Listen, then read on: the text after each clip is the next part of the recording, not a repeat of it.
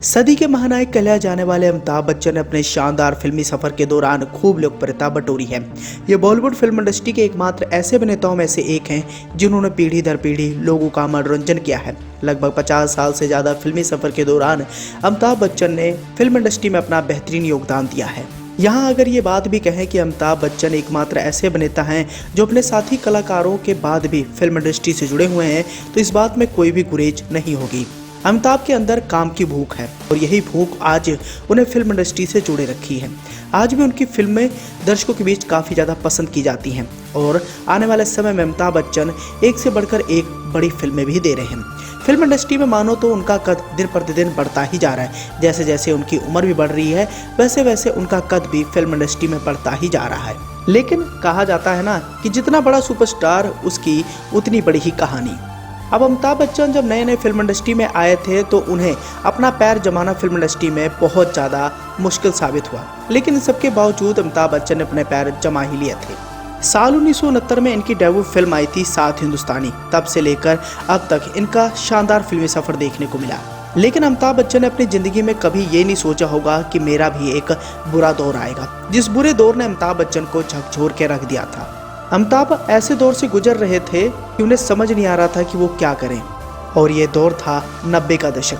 90 की शुरुआत में अमिताभ बच्चन ने अपना ABCL कंपनी खोली थी, यानी अमिताभ बच्चन कॉरपोरेशन लिमिटेड। अमिताभ बच्चन उस दौरान कई सारी फिल्मों को प्रोड्यूस किए थे। हालांकि फिल्में प्रोड्यूस करने के अलावा अमिताभ बच्चन की यह कंपनी फिल्मों में गाने के लेवल भी दिया करती थी और उस दौरान ABCL काफ़ी ज़्यादा प्रचलित हो चुकी थी। एक तरफ जहां अमिताभ बच्चन फिल्म इंडस्ट्री के बड़े सुपरस्टार थे, वहीं उनका प्रोडक्शन हाउस भी काफ़ी सुर्खियों में रहता था। लेकिन अमिताभ बच्चन की इस कंपनी को पता नहीं किसी की नज़र लग गई और अमिताभ बच्चन ने आने वाले समय में जो भी प्लानिंग की थी वो धरी की धरी रहेगी। ABCL के फ्लॉप होने के बाद अमिताभ बच्चन की यह कंपनी बैंकक्रप्ट हो गई और अमिताभ बच्चन रातों रात दिवालिया हो गए। यहाँ तक कि जिन फिल्मों को प्रोड्यूस करने का मन बनाए थे उन्हीं फिल्मों से वो दूरी कर रहे थे। इसकी वजह से फिल्म इंडस्ट्री में उनकी काफ़ी ज़्यादा निंदा भी हो रही थी। वापस अपने हाथ खींचना उन सबको नागवारा गुजर रहा था। लेकिन अमिताभ बच्चन इस समय मजबूर थे क्योंकि वो दिवालिया हो चुके थे।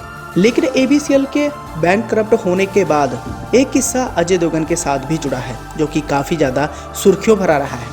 दरअसल साल 1996 में हरी बवेजा एक फिल्म का निर्माण कर रहे थे। इस फिल्म के लीड हीरो थे अजय देवगन।